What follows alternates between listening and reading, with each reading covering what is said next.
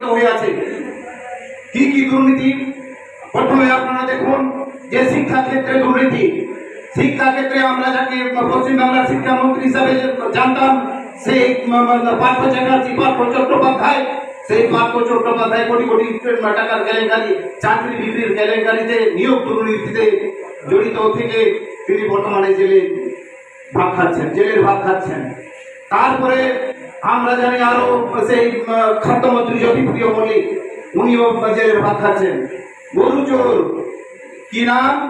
বীরভূমের কেষ্ট, নাম ভুলে গেছি, সেই এখন দুর্নীতির দায়ে জেল খাটছেন। আবার অনেক সেই নেতাগুলোর নাম নিতে আমার বিবেকে লাগে। এই তৃণমূল কংগ্রেস তাদের তৃণমূল কংগ্রেসের অপর নাম হচ্ছে চোর। আর তারপরে আপনারা দেখুন যে চোরকে সাহিস্তা করার জন্য আমরা পশ্চিম বাংলায় যে দলকে বিকল্প হিসাবে ভাবছি, সেই ভারতীয় জনতা পার্টি বিজেপি, সেই বিজেপি তারাও কিন্তু এই তৃণমূলের থেকে আরো ভয়ঙ্কর। তৃণমূল বিজেপি যতটা ভয়ঙ্কর, এই তৃণমূল যদি খরিস্তা হয়, বিজেপি হচ্ছে চন্দ্রপুরা। আপনারা এটা জেনে রাখবেন। এরা যতটা ক্ষতি করছে, বিজেপি ক্ষমতায় এলে ভারতবর্ষটা পুরা বিদেশিদের হাতে বিক্রি হয়ে যাবে। এটা আপনারা ভালোভাবে সবাই এখন থেকে সাবধান থাকুন।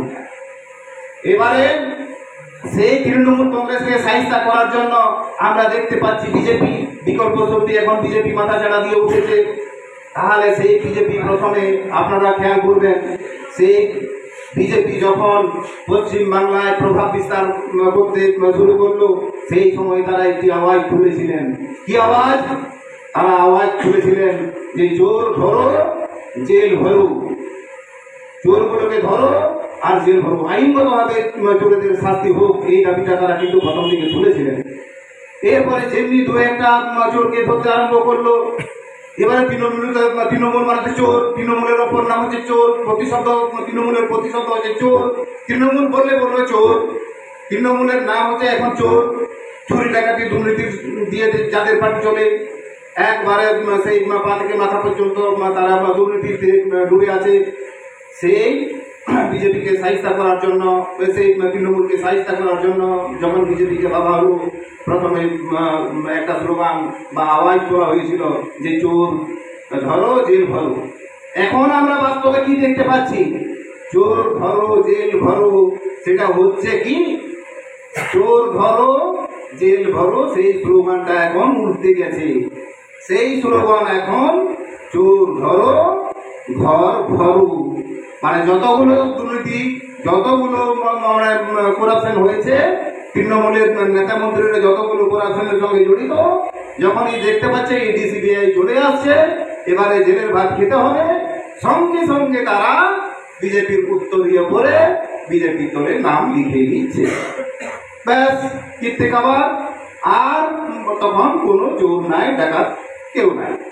আমরা সবাই জানি, আমরা সেই শুভেন্দু অধিকারীর নাম, তার নাম আমরা সকলে পরিচিত, তার মুখটার সঙ্গেও সকলের পরিচয় আছে। পূর্ব মেদিনীপুরের শুভেন্দু অধিকারী, সেই শুভেন্দু অধিকারী মহাশয়ের কর্মকাণ্ড আপনারা সবাই জানেন। তিনি তৃণমূলেরই একজন গুরুত্বপূর্ণ সদস্য এবং বিরোধী প্রধান সদস্য ছিলেন, বলা যায় প্রধান, দ্বিতীয় মুখ্যমন্ত্রী তার দাবিদার ছিলেন। সেই তৃণমূল কংগ্রেস, সেই শুভেন্দু অধিকারী যখন দুর্নীতির সঙ্গে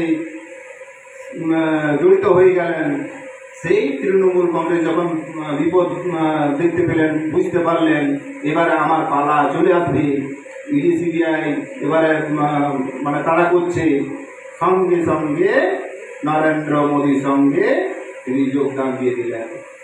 আর সেই শুভেন্দু অধিকারী এখন বিজেপি থেকে আমাদের পশ্চিমবাংলার বিধানসভায় বিরোধী দল নেতা।